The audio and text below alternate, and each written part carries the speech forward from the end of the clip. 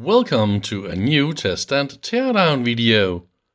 Here is my latest funny old technology. Valhalla Scientific Incorporated from California, obviously. And this is a model 4250 ATC digital micro-ohm meter. And I believe this ATZ stands for auto temperature coefficient. And I think you need to have an external temperature sensor. Put this on your measurement device, your things, and then it will compensate for temperature. But I don't know what type of temperature sensor this is. And I cannot find the manual for this thing. It is just way too old. This company still exists and they still make micro-ohm meters. Of course, today they're much more sexy with better sexy displays with colors and touch and all whatnot. But the fundamental thing is they will pull a lot of current through your test subject and then measure the voltage drop, amplify this, and obviously compensate the reading, and then display it in ohms. And you can see we got 6 ranges, and it also displays the test current. So from 1.1 milliamp. Oh, I really hate those little points. It always gets really difficult to read, but it's 0.1 milliamps. Okay, 1, 10, 100 milliamps, but here is 1 amp and 10 amps of test current, and then your full range will be 10 milliohms. So we got 5 digits. Okay, if this is 10 milliohms, this will be 1 micro-ohm of resolution last digit. I really hope this thing is going to work. That's going to be interesting.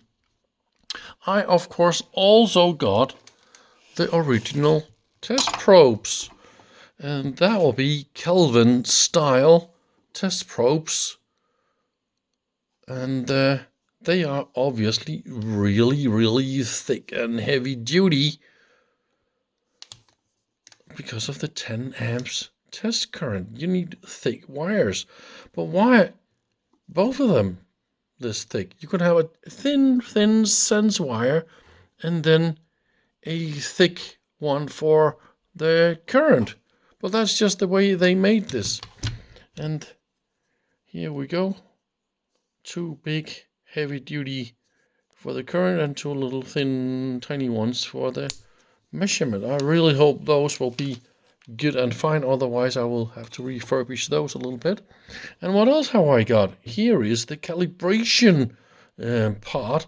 So I think you use this to calibrate, and it says here 100 micro ohms at 20 Celsius. And what is this? I don't know exactly what this is. I can't really read what that means. Something about with a sun and 120 years, something, whatever that is. But we'll see the points here where you stick in the 2 it's sticking those 2 needles right here, right? And they are nice and pointy. Oh, they're even spring loaded, so that means you will have a stable pressure, a known pressure. How cool is that? After my first little outer inspection round, the first thing I find is, of course, look at that. The mains cable is just falling apart. It was pressed into complete, annihilation here. And it looks like it's more or less, it's the same. This rubber is just falling apart. So I better cut this away and put in a new one. So let's have a little look at the back. There's something hidden there. And here is the original sticker. See? It is from San Diego in California. And we got the model number 4250 ATC, blah, blah, blah, blah, serial number. And of course we got 2 fuses. So I bet this fuse is for the test current. So let's imagine the current generator screws up somehow and pull way too much current. So there's a fuse for that. This is of course the mains fuse. And this looks like a job to fix. So let's open this thing together, and here's a fun little comment. Those are normal metric M4 screws. So this one was specially built for the European market. Because they're not using the fantastic USA threads. Holy camoly, what have we got here? Why is it so insanely heavy, by the way? Is it just... Yeah, the case is really, really thick. I don't know if we can see this, but yeah, this is solid aluminium. And the bottom and top plate, they're exactly the same. So it's just made so you can walk an elephant over this thing. So that's great. It's not falling apart. We got some analog ICs, everything is in a nice socket. And there's a crystal for the readout and all that. So that means they made a little dual slope converter here. And you need an accurate timing. And also you need some capacitors. You really trust and can calibrate something that is a film capacitor that will stay at that exact value no matter what. So definitely I think this one is the one, or this one. It's not something like that, those tantalums or anything like that at all. And okay, so they connect those two together. Look at that.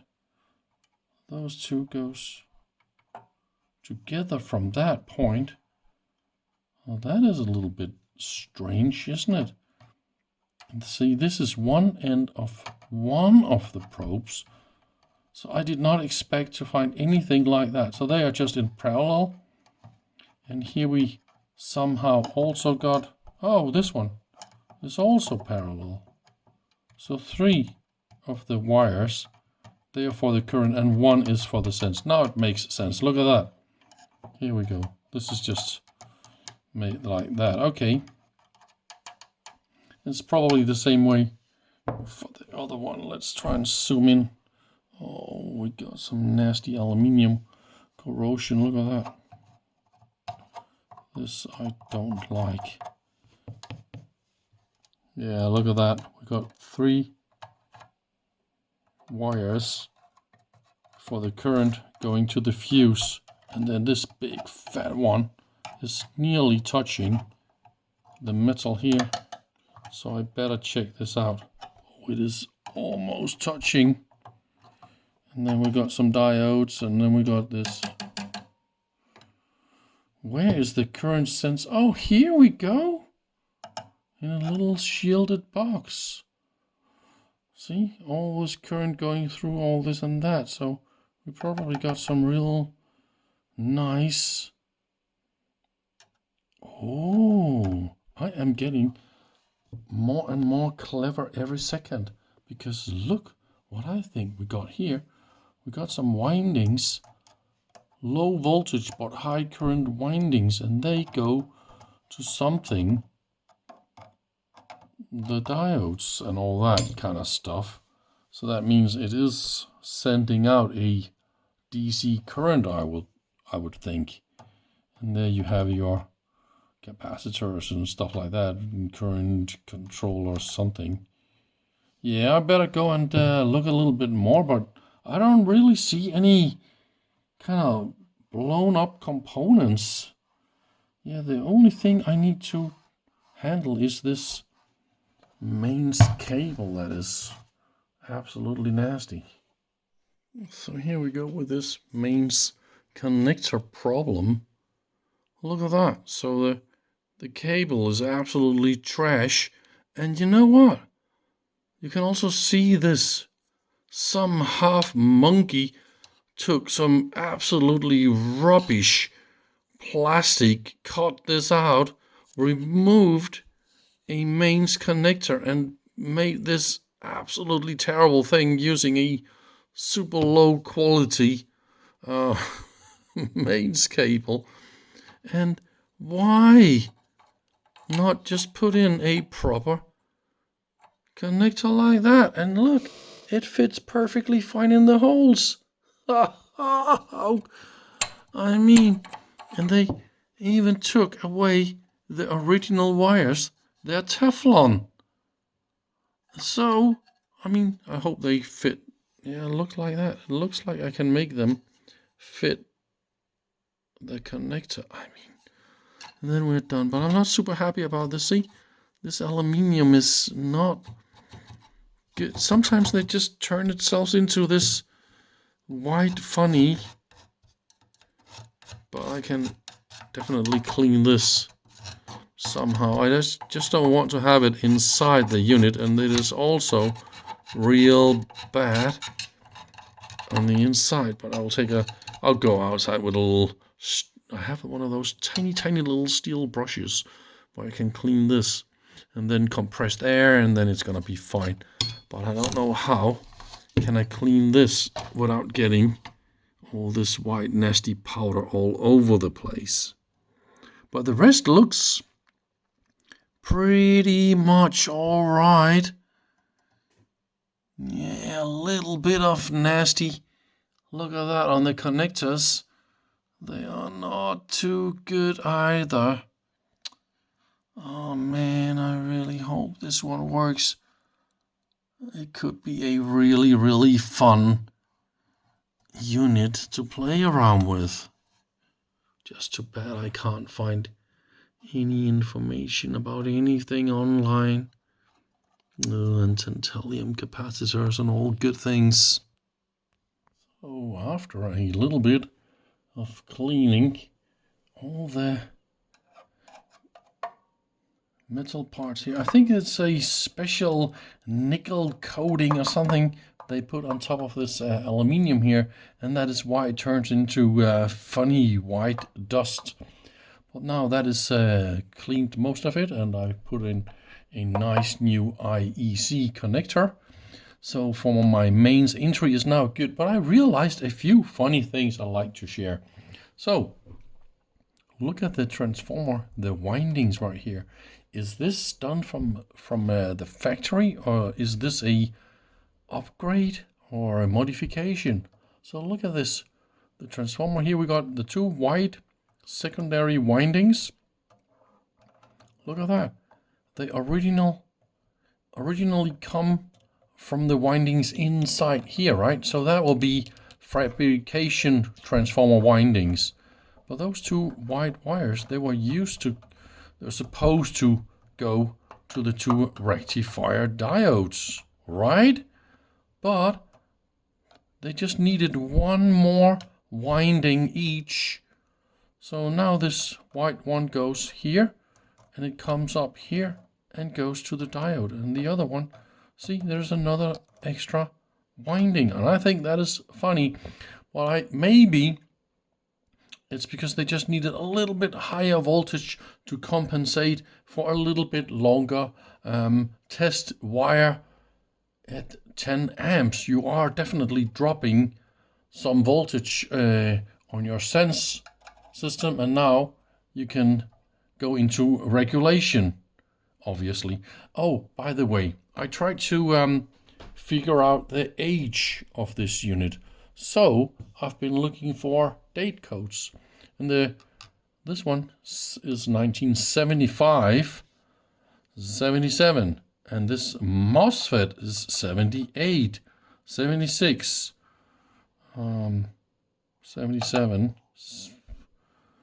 I don't know. I can't remember. Did I find something that was that? So the highest I got is 78. And that is what I think I found. So this unit is, of course, from 1978, the highest number, right? So I think I am ready. I got my probes. Ooh, I can even see there's a big nasty crack.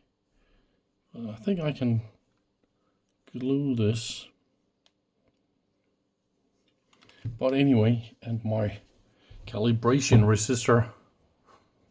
Resistor. How about that, huh?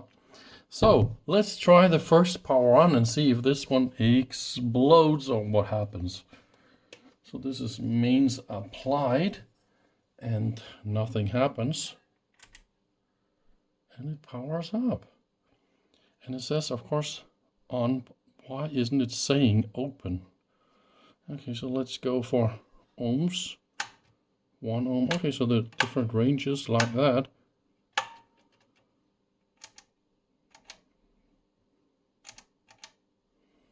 It's a little bit funny, isn't it? So input current. Ah, now we have enabled our 100 milliamps. And then with my calibration resistor here, how can I do this without getting into all sorts of problems? Oh, look at that.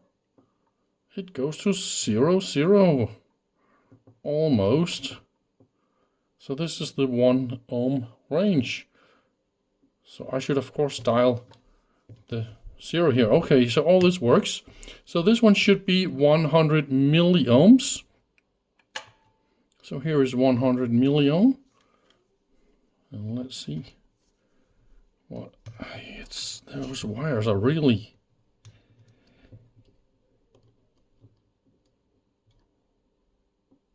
Okay, so there is a little bit. Why? Oh, because it is over 100 milliohms or what? No, it is should be 100 micro-ohms.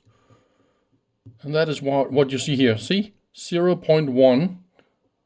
So we need one more digit.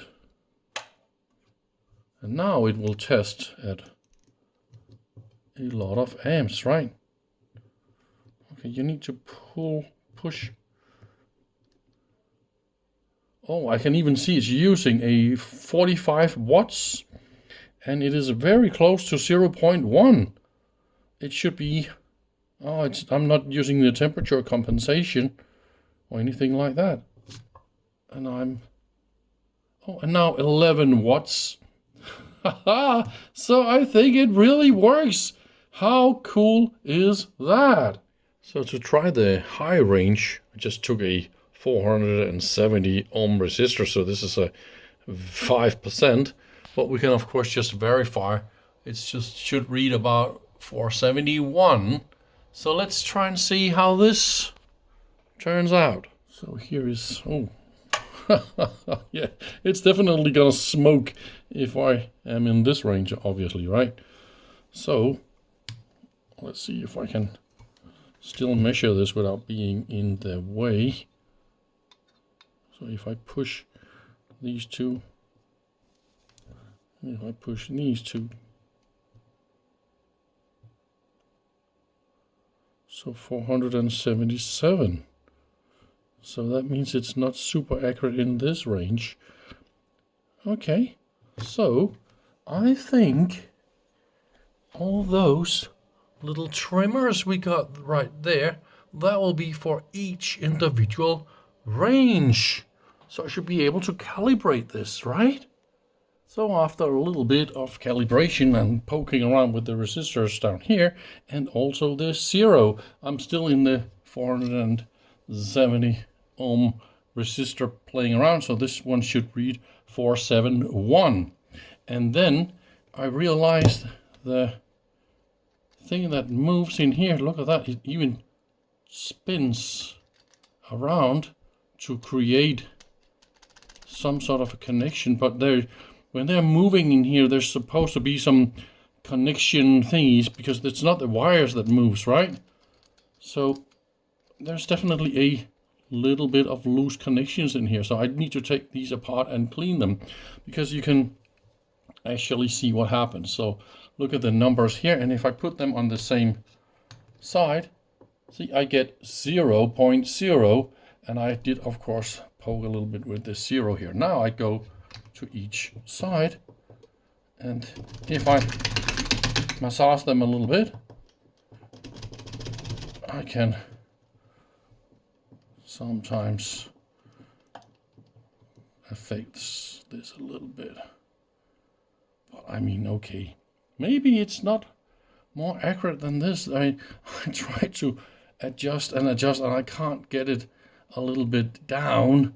So this is the lowest I can calibrate it, and I don't have the schematic, so I don't dare to poke around too much in anything else. And also I don't know the temperature sensor and the compensation here. It just goes to 0 because I don't have anything in here. But I could have just give it a resistor and see how much this affects this. There is definitely some temperature thing to it. Of course, we need to open the probes and have a look. So that will be... Of course they did it like this. They are really, really smart dudes that invented this thing. See, there's this little spring here.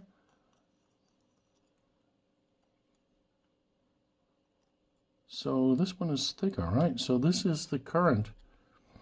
And then this little piece of metal here should of course go up here. But I just said spiggity spiong, and then now I need to fix this. And in here we can see the little